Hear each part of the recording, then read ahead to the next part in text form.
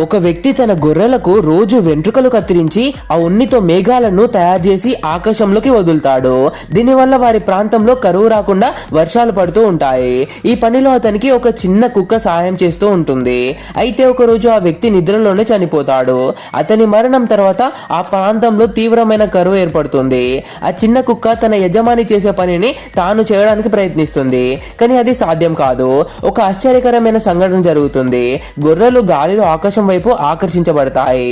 ఆ కుక్క వాటిని కాపాడాలని ఇంట్లోకి తీసుకువెళ్తుంది. ఇల్లు గొర్రెలతో నిండిపోయినప్పుడు ఒక గొర్రె కిటికీలో నుంచి బయటపడి ముళ్ళ పొదల్లో చిక్కుకుంటుంది. అప్పుడు అద్భుతం జరుగుతుంది. ఆ ముళ్ళ పొదలు గొర్రెల ఉన్నిని తీసేసి వాటిని మేఘాలుగా మార్చి ఆకాశంలోకి పంపుతాయి.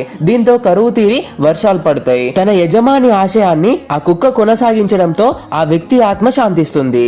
దీని నుండి మనం ఏం నేర్చుకోవాలంటే, మనకి ఇష్టమైన వ్యక్తులు దూరం అయినా వారు వదిలి వెళ్ళిన మంచి పనులు మనం కొనసాగించాలి.